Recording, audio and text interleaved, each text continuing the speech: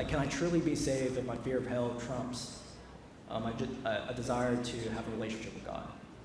Yes. Do you know that the greatest revivals that took place on the East Coast, where we're from, was primarily a fire and brimstone type of message that was given to East Coast folks, and thousands came to believe in Christ through, firstly, a fear of hell.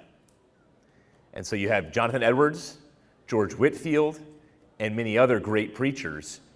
You guys have probably read the sermon here, Sinners in the Hands of an Angry God, one of the most famous forms of writing in the last 100 years that every student that I know has read on college campuses. Well, that's some pretty tough stuff right there.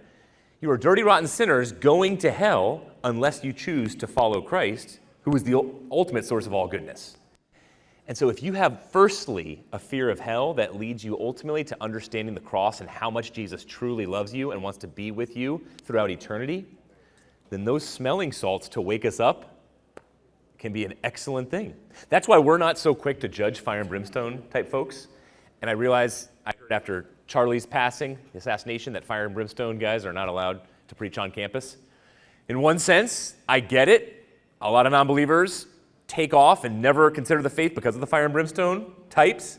In another sense, I'm really sad, because those fire and brimstone types wake people up, some people, and say, hey, there really is eternity out there. And if there is an all-good God, well, what's the opposite if he created all goodness? A total lack of that all goodness? Pretty bad place called hell.